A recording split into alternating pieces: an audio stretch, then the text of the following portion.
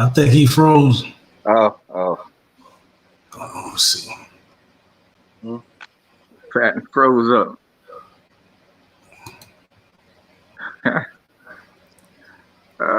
Snap. Hold on. Where's my phone? Damn, I left my damn phone. I was gonna call him, but yeah. Here, let me go get my phone. We would be the ones. Now, what's up now? Where you live now? I'm over here in Prattville, Alabama now. You in Alabama? Yeah. Back home. I'm coming down there next month for a golf trip. Oh yeah? Montgomery or Prattville?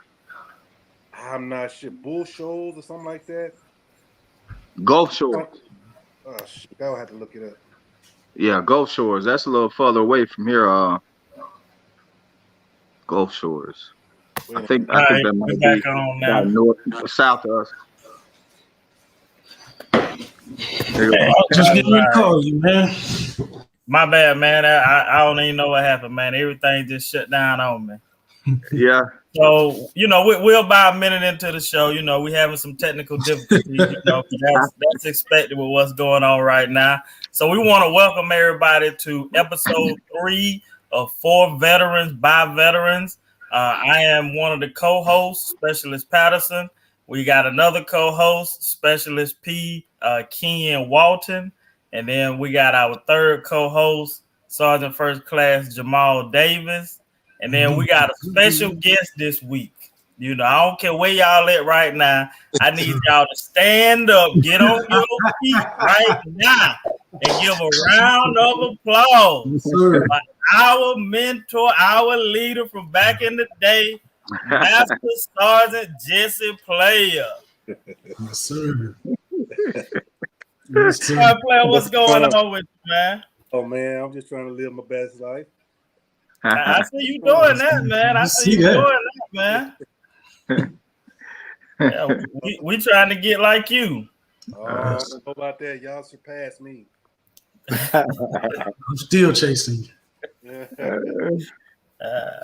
So, Sergeant Player, we want to start this off, man. We want to start this off. Okay. Do you remember the first time you met all 3 of us? Individually and together. And what were your thoughts? Oh man. The only thing I recall right now is it was cold. We had one little joker from Florida out in the B2 area. It was so cold. That joker came in and said, "Man, I ain't going out there. I'm from Florida. It's too cold." You remember that? I do. Let's go. Yeah. I mean, they messed around and had us snowed in out there. That first, our first training deal, we ended up snowed in out in the B2 area. I think we still ended up staying out there, 2 weeks? A week or 2 weeks, something like that. I jumped off the back of that deuce and a half, and my thighs was covered in snow. I'm like, oh no, I can't do this. Patterson was a little joker from Georgia. Well, he was my little PLL clerk. Yeah. The best job in the business. Walter, where I meet you at, Walter? I think I met you through them because I was on the line at that time. Who's your section chief? Oh, who I started out with? I think you started with Garibay. Was it Garibay? Yeah. Garibay? I think started Garibay. Mm-hmm. Yeah. I'll be doggone. I think if I think about it, man, I think the first time we all really met, Sergeant Player, was when we did those competitions where we had the sports PT. Because me and Pat was in headquarters. Oh yeah. And you was on the line, so we would run each other playing those different sporting events and talking trash and doing all that. I forgot about that. I talk some trash. Yeah. Yeah. We used to kick their butt every week. Hey, so let me ask you. Oh, now, Sgt Player, I don't know if you probably don't remember this. When you met me, I believe they were getting ready to write me an Article 15. Hey. And you came in and you stopped it because I had Sergeant Jones from Charlie Company. I had folded him up like a pretzel. And they were getting ready to write me Article 15, and you came in and you were like, does this soldier have any representation? And the commander was like, no. He was like, well, you can't do what you're doing. And you going all down these ARs and all this stuff. And I was like, man, who is this, Jesus? Man, I don't remember that. Yep, I remember they were getting ready to fire me up, man. They were finna get ready to hit me hard. And you just walked in, it came out of nowhere. I didn't know who you was or anything, man. You just came out of nowhere. And from that moment, they left me alone. Yeah. Dang. I take up for my people now. I do that. Yeah. All soldier, I try to take up for them. You definitely did that, man. So that, you know, from that day on, and then I saw your name tag said player. I said, it's gotta be Jesus here. Yeah. It was so crazy. Our apartment landlords didn't believe that was one of our references. We had to actually call them up. Yeah. Right. So let me ask you this: do y'all remember when we did that sports PT and they had the basketball tournament? Well, I don't know if you had got there yet, but probably not. But it was me, Davis, and Penny, and it didn't even matter who you put with us. And then you had the maintenance. It was Sergeant Player, Sergeant Nelson, Sergeant Gill, Gross, and it was somebody else. You As a matter of fact, Gross is. I'm gonna see him next month. Oh, okay. Down in Alabama. Oh, he in Alabama? No, he lives in Indiana. Okay. Meet down there for a golf trip in Alabama. Okay. Gulf Shores, and yeah. I forget. I don't know. I gotta look it up. I'm trying to find it. Yeah. We definitely got to get him on, man. But I ain't seen him in. I know it's been 20 years. Oh yeah. Jeez, I know somebody that don't want to see him. I ain't got nothing to say, man. I'm good. I learned a valuable lesson that day. Oh man. Huh? It was so let me go ahead and preface. I don't know if I was that wrong. Well, anyways, just got there. We had an alert. He was the platoon sergeant. Yep. Had an alert, and they called. He said they told us the night before we was gonna have an alert. He said, when I call you, make sure you get your formation, so on and so forth, all your bags, all that good stuff. I ain't get no phone call. So I get down there, I get the formation, and he's getting in my behind. And I decided that I was gonna talk back. I was like, you ain't called me, bro. I did not get a phone call. Let me just put it that way.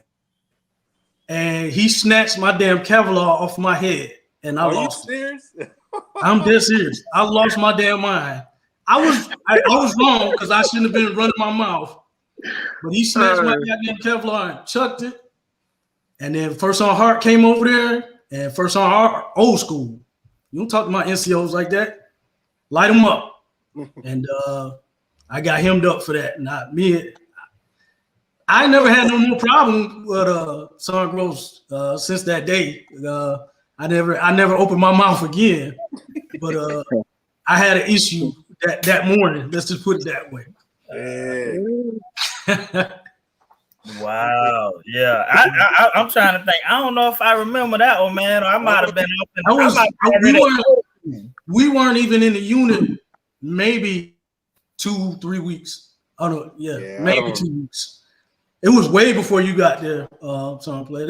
He was y'all wasn't even doing, because when you got there, it was like left seat, right seat, and it kind of, he was handing over, and then he was getting ready to get out of there, or something to that effect. But this is like when we first got there, and this was like one of the first formations, and I had jacked it up, and I'm from Florida. I thought couldn't nobody tell me nothing but my mom, and I'm all this and that, and my man snatched that damn Kevlar off my head so fast. Look at but the valuable lessons, I had two of them. One, shut the hell up, and whatever you get. Two, tighten your goddamn chin strap. Make sure your chin strap on.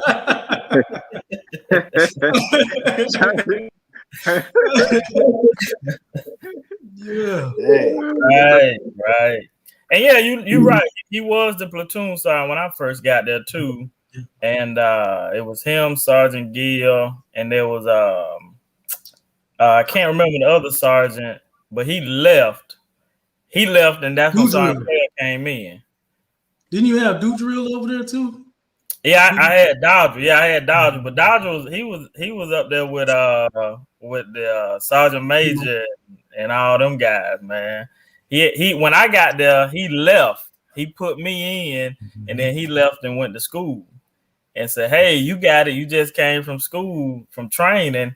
I didn't know what I was doing. I didn't have a clue. I was ordering stuff like it was going out of style.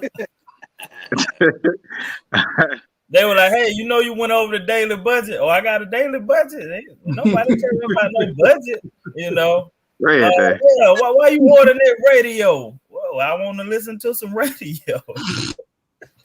Hey. Yeah, man. He gave me that. He gave me a manual and said, "Here you go." But that's how it was. But Sergeant Player came in and got us right. He got us right. We weren't 8 up no more. Well, it took a little bit longer for some of us, but I figured it out sooner. So we had some time dealing with the chain of command a little bit, but it worked out. It worked out. Right. They were, to me, it seemed like they were back then. They would pick on me and you. Whenever there was an inspection, it seemed like they knew way ahead of time, and then like the day before they would drop it right on us.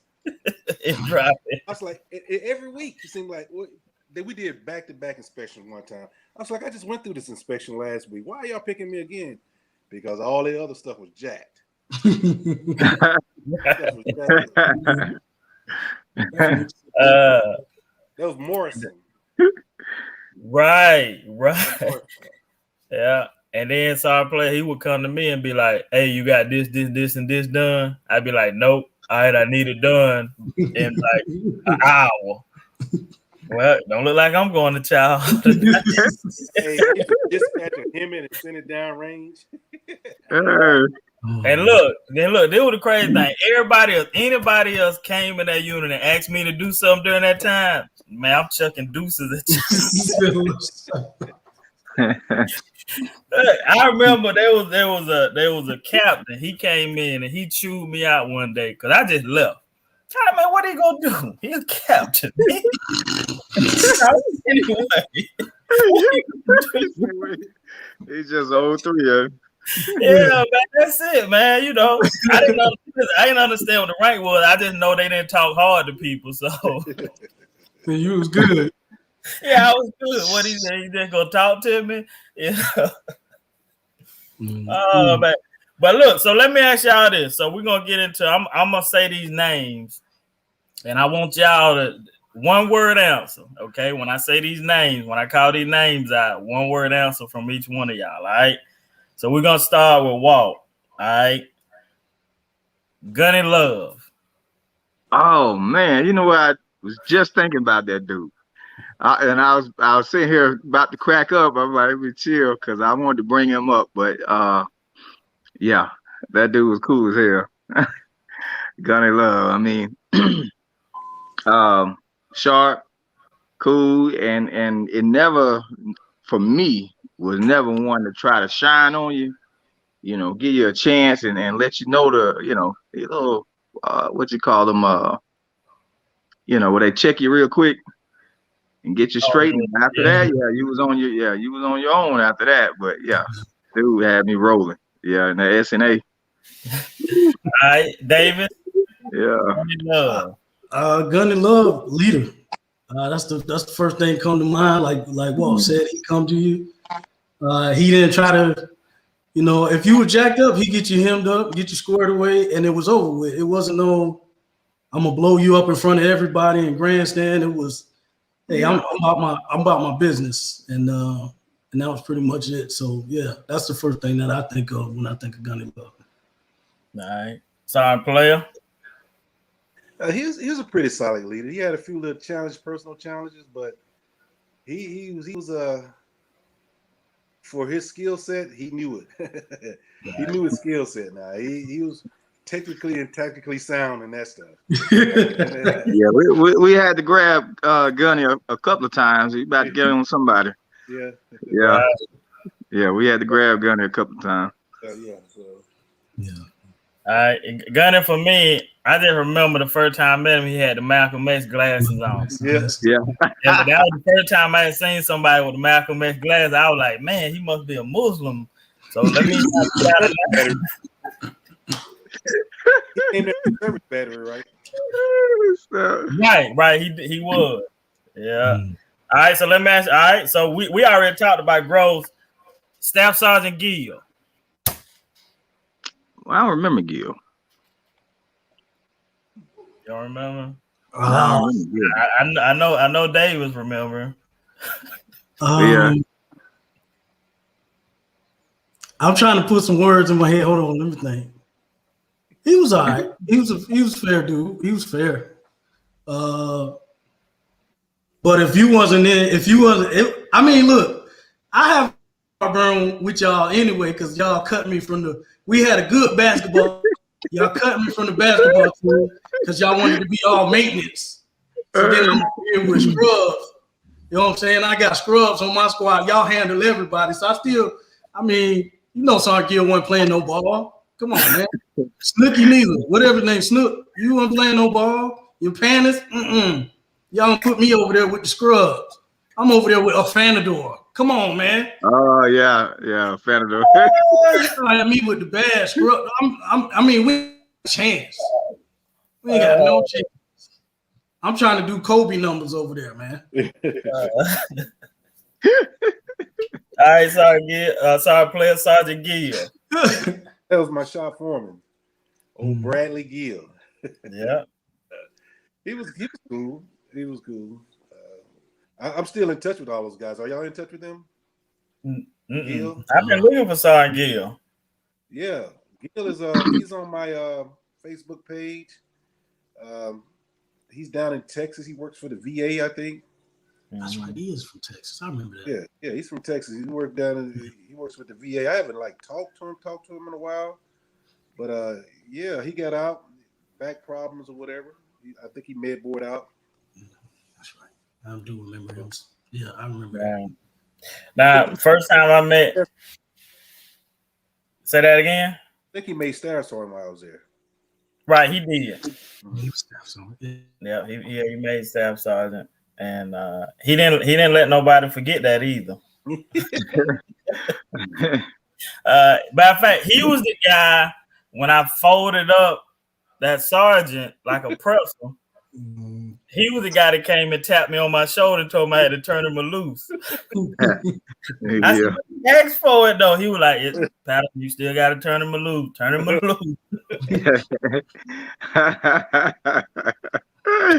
All right, now the last name I got on here, he's our dog. Sergeant First Class Nelson. Yes, sir. Oh man, that was a cool dude, man. I like talking to him. He he had to pull me off what's his name, Morse's or something. What's the dude name? Moyer. Moyer had to pull me off of Moyer in the motor pool once. I was about to get at him, and Sarge, I guess he was all for it. He just finna watch him some. But he said, man, he pulled me to the side. He said, "Man, don't let them get you in and this and that and all that." And he gave me a good talk, man, and calmed me down because I was heated. It got a little, I don't know why, but it got a little personal for me. I was like tired of him doing stuff and I'm getting blamed for it. Right. So yeah, it got to me. So yeah, he talked to me, calmed me down. But he was always a cool dude. And I always heard from y'all, about some of these NCOs like Sergeant Player, Sergeant Nelson, and everything. I knew the ones y'all liked and respect the most from experience, or who was hooking y'all, tell me about what they was doing for you and everything. I'm like, dang, my supervisors ain't about that. My supervisors ain't about that, man. Golly. But yeah, after COB, I ain't want nothing else to do with my supervisor. But I thought all those guys were cool, especially Sergeant Nelson. Right, David. I have to agree. I'm on the same train. Sergeant Nelson. Look, man, all of us sitting there know that I was a problem child when I first got there. It took me a minute to grow up. I was can't get right. And Sergeant Nelson and Sergeant Player were the two that really was like, you need to get your shit together and grow up, basically. And Sergeant Nelson dealt with me more because if you saw Sergeant Player and you had messed up, it's not a good day for you. You know what I'm saying? He didn't yell, he didn't scream, he didn't holler, he didn't do all of that. But that look, he would just give you a look and you'd be like, damn, I fucked up. You know what I'm saying? Like, all right, Sergeant Nelson, he would come to you and he would like Walt said, he come to you and he'd let you know what's real. He's not sugarcoating anything. Mm-hmm. And he's like, dude, you jacked up, man. We looking out for you. We know you're a good soldier when you're in here and you're working. Get out here in these streets, you on some other stuff, but you got to grow up, man, for you to actually survive your first term here in the military. So I definitely took a lot from Sergeant Nelson. His words of wisdom, definitely. Right. Sergeant Player. That sounds just like Nelson talking too. That was my road dog right there. Boy, that joker there, man, we was tight. It was tight. I remember one time I was on him, but I was just mentoring him and everything. But he got mad. I think he had just come down on assignment for recruiting dude. He was out in the field, and I guess I might have been riding a little too much. It was dark. He had got upset. It was hot. He took his MVP off and he slammed it on the ground and threw his weapon on the ground. What? Why you keep riding me? You want to get it on? Let's get it on right now. You want to fight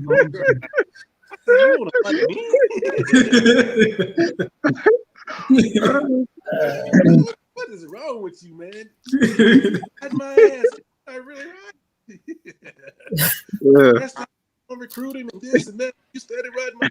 Come on, man, get off the ass. Get off the ass. But we were tight, man.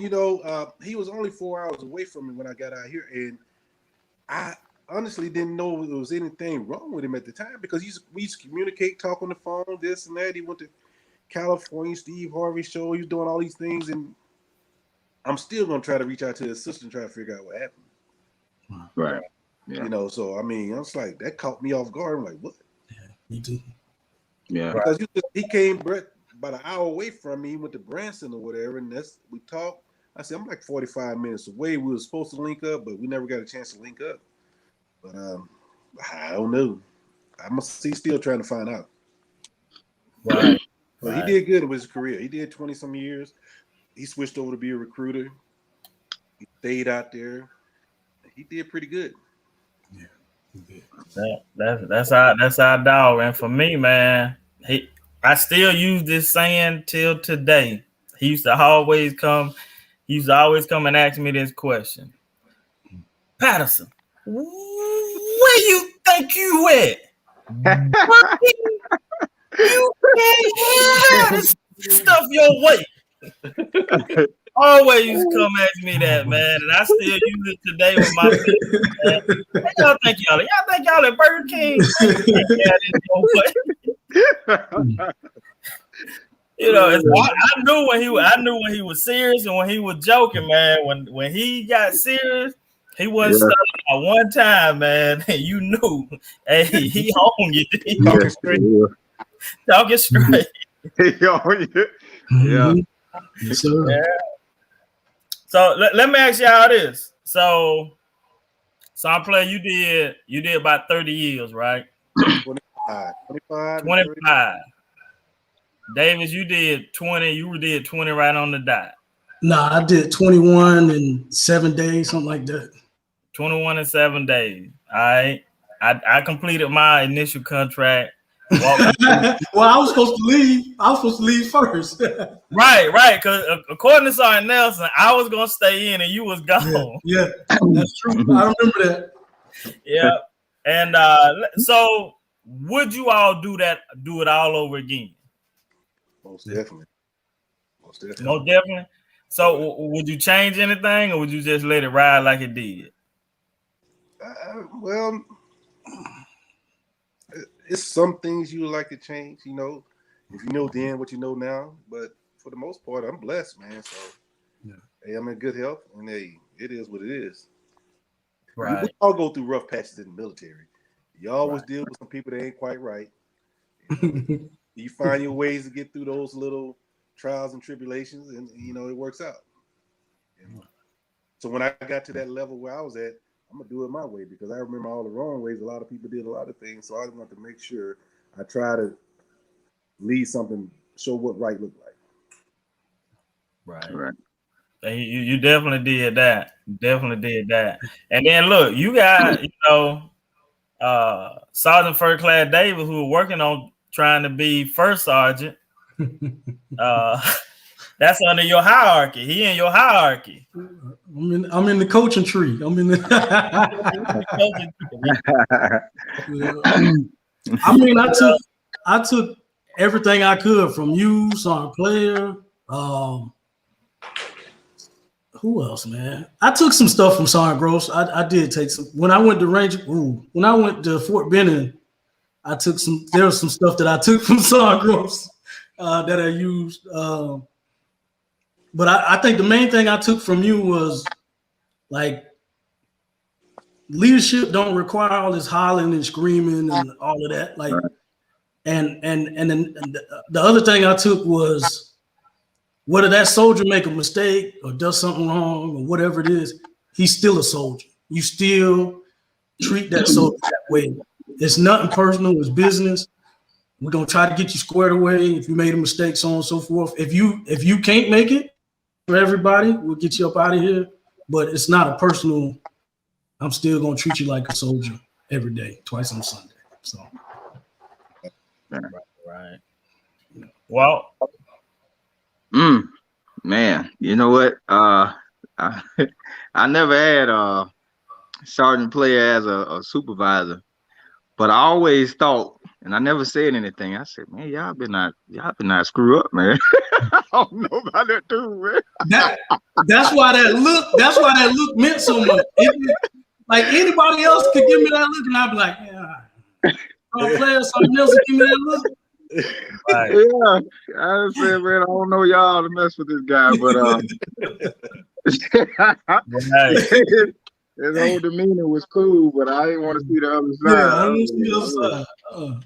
But I think if I was to go back and change anything, it just come back even harder at me, because that's probably what it took for me to learn. So I wouldn't change anything. Especially for all of what I learned.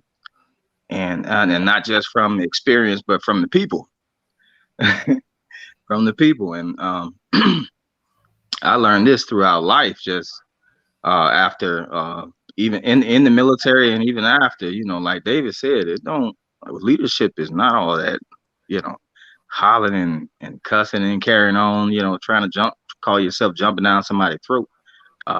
That's, you don't have to be mad to get your point across, Right. Sometimes a little motivated, but people got to learn the difference. What you say, sorry? Every year there's a drill sergeant. Right. Not every year. I remember one time I stopped and looked at a private, and I was just looking at him just to see what they do. He started shaking. He told me everything he done wrong that day. And I'm like, they just come out with it.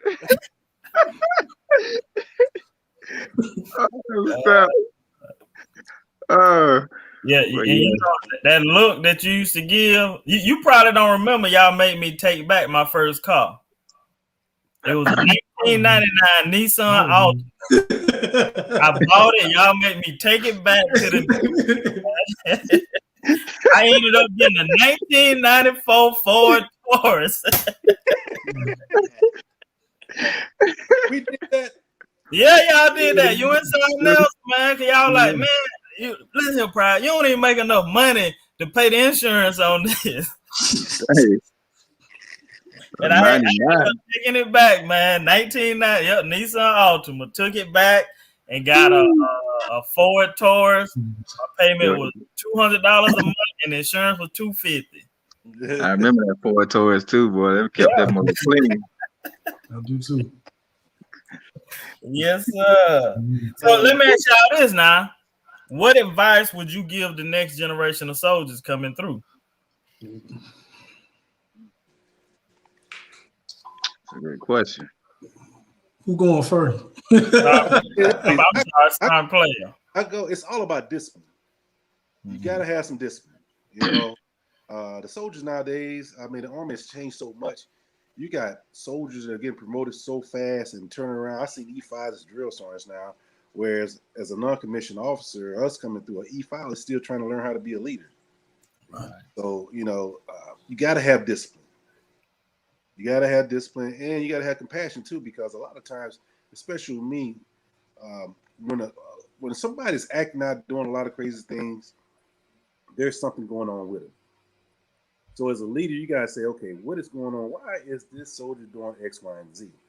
So as a leader, they need to learn how to pull themselves aside and figure out what the problem is. And if they don't want to talk to you, send them to somebody they can talk to, they have confidence with. The younger soldiers need to talk to the leaders. I mean, pick their brains for whatever they got. If you're talking about the young soldiers type deal, because it's a little harder. It's more of a business now in the military now. That's what I kind of see. Yeah. Wow. More people are not about taking care of soldiers. They're about checking the block and trying to chase rank instead of learning their jobs and letting soldiers let the report card write itself, you know. So, yeah, I would say just you got to have discipline. Always stay up on your regs. You know, you got to stay on those regs because I used to tell my soldiers, ain't nothing personal. You know, even when I give them a council statement, I always tell them on the back, this is how you protect yourself, you know, because what I'm doing is not personal. On the back of a council statement, hey, you can put, yes, I concur what's on this side, but write your story. If what's going on right now is not what is right, put your story on here. That way you're talking for yourself. So when you go see the commander, hey, okay, something ain't right, because if you don't write anything in there, they're just going to assume you're guilty. Right. You see what I'm saying? A lot of times leaders don't teach soldiers how to protect themselves, because if they get mad about it, they're taking it personal, but it's not supposed to be personal. You know, hey, we're here to coach, mentor, and provide direction to soldiers, and that's what we're supposed to do. But a lot of times people don't. Man, listen, we need to send that to the White House. Davis? I mean, I'm kind of on that same train. It has turned into more. You got these young NCOs that's getting promoted. They haven't really even learned. You know, they don't even live. A lot of them don't even live the values. You know, they just like some players said Matt Sergeant Player said they checking the block. You know what I'm saying? So it's how can I get promoted the fastest? Okay, I got to take this college. Okay, cool. I got college knocked out. Oh, I got to have these correspondence course. Okay, I got this. I need position for so much time, so on and so forth. And the soldiers that work for them get lost in the shuffle. And if the soldier makes a mistake or something, it's personal now, because now you're making me look bad. You know what I'm saying? It's messing up my next stepping stone. And that's what I saw as I was walking out the door. And it got to a point where you just try to pull as many as you could aside and be like, hey, this is how we do business. This is how you take care of soldiers. And just going back to that question you asked earlier about, is there anything I would change? I kind of, like some players said, I kind of go back and forth with it. Yeah, there's some stuff I would love to have changed, especially in the beginning of my career. But with that being said, a lot of the stuff that I went through as an NCO, when I could see it coming a mile away. I could see Roscoe getting ready to do something stupid. You know what I'm saying? Like, oh man, I did that. Okay, come here. Let me talk to you for a few ticks. You know, get you squared away. Because I know what you're ready to do. You know, you already know. I already know. So it definitely helped out a lot. All right, so let's transition into this. You know, a lot going on right now with soldiers as far as, you know, them taking their lives and stuff like that, you know, and you know, we call it mental health issue. Well, I like to put a different spin on it. I call it mental wealth. You know, when you think about wealth, most time people think about money and how much money you got. But on the mental side, you know, I don't know if we are doing the same thing with our mental capacity as far as building our mental wealth, the same way we are our financial wealth. And in return, we're seeing a lot of soldiers like they're, you know, killing themselves every day. I think the study was every 22 seconds or something like that, or 32 seconds or something like that, you know. And so what I want to ask all you guys, from back when we were in the military up until now, what are you doing to build your mental wealth to make sure that you're good? Research everything you hear. Everything. I talk to mental health. You know, you talk to mental health. Those guys are professionals. Some guys are the ones that'll break you down. You go on there, you start talking, it's like they already know what you're thinking. You know, and sometimes it's a form of depression. So some of the things somebody went through during combat or whatever, losing people and stuff like that, it affect you a certain type of way. And as a soldier, you know, David's been in combat. Some things where they're serious to some people ain't they serious to us. You know what I mean? So one of the bigger things I had to learn how to do is, okay, this is kind of serious to him. Whereas I've been in a situation where I could have lost my life, but that situation, and so what's going on with that person might not be that serious to me. So I had to learn how to be more sensitive again, because combat make you hard, and I have to learn to get back into the room because I wasn't in the room. And, mental health will help you through that stuff. So I mean, you still have challenges and stuff like that. I have a little medication and stuff, but hey, life is good. Yeah. I mean, I would say to it, because I'm talking mental health for sure. Because you got to remember when we came in, that culture was different though. It was suck it up and drive on. It was, you know, and we passed that down too. I mean, I know I did. I know getting ready to walk and drive on. Hey man, you know, suck it up. Let's go. We got stuff to do, you know, and that is a regret I do have. I mean, I did kind of see it, you know, as I was getting ready to walk out the door and started changing my ways. But that culture that we have kind of promotes that. Like, hey man, you good? Let's go. As a leader, you got to know your soldiers. That's true too. You got to know your soldiers. So me, when I was in those higher positions and stuff like that, I used to push some of my soldiers to a point to where they started to get to that point, and I back off them. So that way, if we was in a situation, combat, very stressful situation, when they start acting that certain way, I know I need to pull them out. Mm-hmm. That's that trigger. I used to know what they trigger. They'd be like, why is he riding me like this here? It wasn't personal. It was just me trying to figure out how far I can push you when we doing certain things that's going to endanger myself or yourself. And you start acting a certain way, hey, I know this time, hey, let me pull you out. Take a chill pill, all the other good things. That's the biggest thing about leaders today. They don't take that time with these soldiers. Then you got on the NCO, on the enlisted side of the house, you got people got degrees just like the officers. The only difference is the officers getting paid more, you know. Right. And the officers trying to run this military now, you know, whereas I ain't play that. Yeah. Yeah, that's true. Right. You got officers trying to run the military. You ain't got NCOs to teach officers how to do stuff. You just got a problem. And the private and the lower enlisted is the ones that suffer. Mm-hmm. Mm-hmm. See that's where I got it from. The officers, you know, my thinking with them. Walt. Yeah, I completely agree with Sergeant Player and Sergeant Davis.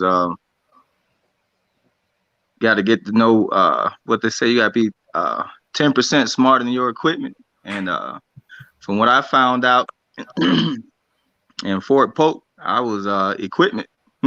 Because when I got killed and I had to go to this little, I forgot the name of it, but it filled sandbags because I got killed. They said I couldn't go back to my unit order another one of me. I was like, order me. What? Why you saying? You equipment. Yeah. What that was in Fort Polk.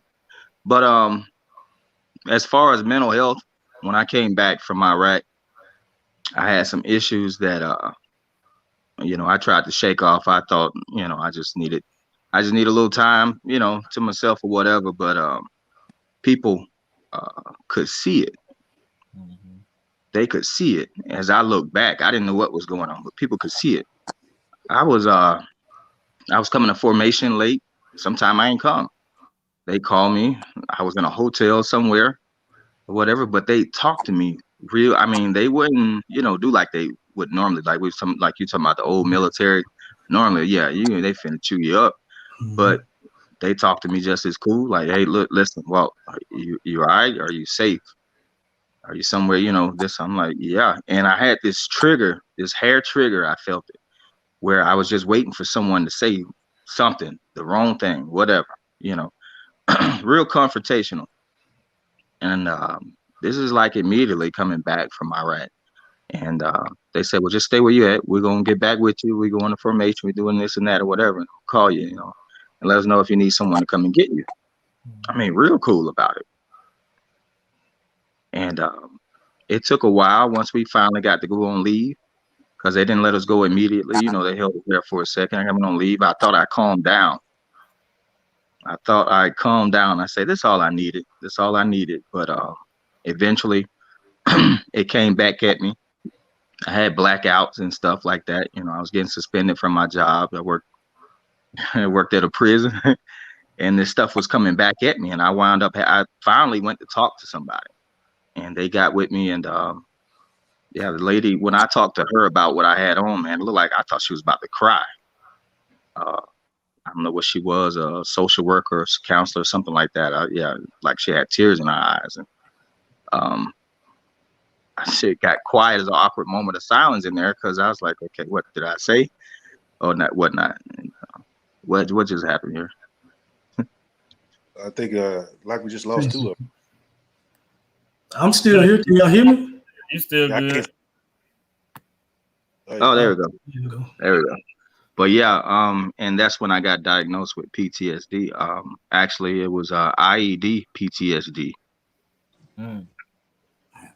Yeah. Wow. That's oof, man. Okay. So what do you all do other than, let's say, talking to mental health? What else do you all do to, when you feel like you about to get into one of those moments or, things just not going right mentally? What else do you do? I got so many hobbies I can't start. I always got something to keep me busy. If it ain't fishing, it's hunting. If it ain't hunting, it's lifting weights. If it ain't lifting weights, I'm doing woodwork. I got some playing golf. I'm busy. I keep it moving. Plus, me and some of my old Army battle buddies, we talk every day still. That's one of the things that we talk. Sometimes we talk about some of these situations and stuff like that. Go like that, and then just talk to other soldiers. A lot of these young soldiers looking for leadership. I mean, you stop and talk to a private, because I'm outside a military installation. They don't know. They don't know. It's just little things you teach them about shaving this and that. It's like, nobody ever told me this. Nobody ever told me that. So, like, dang, man. Simple stuff. And these kids just don't know they really actually training for combat. Right. Being all nice and all this other stuff, and then all of a sudden you find yourself in Afghanistan, like bullets don't sound the same as they do on Mortal Kombat or whatever the games they play. You know what I mean? John Davis? Yeah, I know exactly what you mean. Hey, damn sure don't sound the same. Hell no. Motherfucking hard. Them games that he playing, shoot, get your life back. It ain't the same over there. Yeah, it ain't happening. No. Yeah, you know about the IED, huh, Walt? That stuff is for real. We had a truck come back, and you remember when we first went, didn't nobody like I'll just speak for my unit. We didn't have so you going on convoys, you didn't have radio, you didn't have crew serve. And we had one where one of our convoys went out, they came back and they hit IED. And we used to have the tarps on the back of them 5 tons and deuce and a half back in the day. And we had soldiers in the back of that 5 ton. And I remember we rushing to get everybody off the back of the truck. And I'm looking and the tarp is like down there shredded. You could see where all the shrapnel had went through. By the grace of God, nobody was injured. I think the worst injury, somebody blew a eardrum or something like that, but nobody was killed. Nobody had like a shrapnel injury or anything like that. But I just remember looking at that truck like, how did this happen? How did nobody got hurt? I mean, I was thankful, but at the same time, like, okay, yeah, the wonder. It's a miracle. That counts. You know what I'm saying? So, I don't know. And let me ask y'all this: Is VA doing right by veterans when it comes to mental health? I think so. Yeah. Is there some things that they can improve on? I really don't have no problem with them. I really don't. It may be maybe a couple years ago, they were so overwhelmed with a lot of stuff. A lot of people didn't get treated properly, but I have not had no problems with them at all. You just got the biggest thing is going there. That was the biggest hardest thing for me was to go there, because me, I got that mind like ain't nothing wrong with me, but actually something was wrong with me. Right. That was my hardest part. But other than that, sometimes you may have appointments may go out a little bit. But by me being retired, I got, TRICARE for life and stuff like that. And sometimes they're backed up too. So it's about the same, I think. David said about this pandemic and that mental health stuff. I mean, I have to speak on that. I mean, because I've heard the horror stories before I retired, but since I've been out, I have no issues with VA. I got mental health immediately because as I'm going out the door, I was hard headed. I'm like, I'm good, I'm fine, or whatever. I set up a mental health appointment. My mindset was I'm gonna go talk to this guy, I'm gonna be good, and then I'm gonna go back to work and finish my day. Man, I went in there, I talked to the counselor. Counselor leaned back in the chair, and man, you finna go to the hospital. I was like, nah, I gotta go back to work. I just needed to talk to somebody real quick. Nah, if you don't go in the hospital, if you don't voluntarily go, I'm gonna force you to go, and you don't want that. I'm sitting there looking at him because the stigma, at least but at least, at one point, you didn't go to not for mental health, sick call, senior NCO period. You know what I'm saying? So I already felt some type of way. I got forced to go there. I ended up in the place where they give you those great socks with the grips on them for about 4 days. Ate some Jello, it was good to go. But that's where I found out like I had a problem. That's exactly what I didn't know before that point. I did not know I had a problem. I'm good. I'm fine. I suck it up and drive on. Everything all right. We good. And that's when they was like, no, you not good, bro. By me being I was in those reintegration classes and stuff like that, I was like, I ain't got time for that crap. I should have been taking but because of my position, I'm like, I ain't going to that crap. And I blew them off. But I really should have been. Yeah. Right. And for me, until I started talking with Davis, he was like, man, this going on. and he said something, and I was like, well, dang, that kind of going on with me, you know. And just so happened, I went to a VA appointment, and it's this guy that's at the I want to say his name Lou. He said, hey man, he said, I'm transitioning to this other department, and I would like to set you up for an appointment. And I was like, oh, okay, yeah, sure, I'll do it, you know.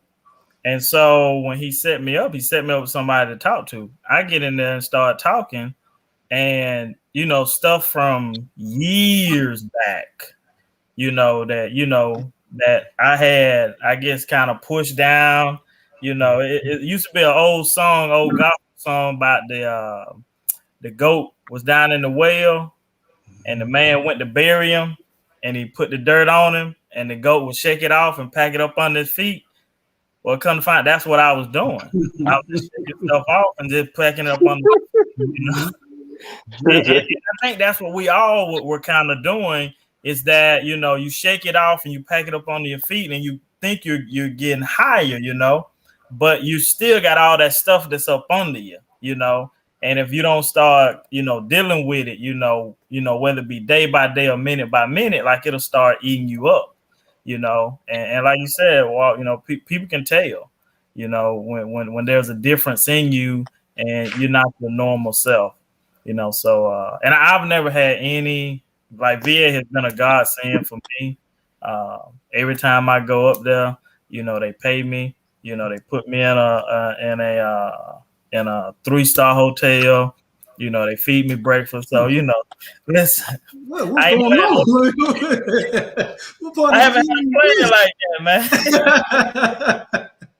Got it good.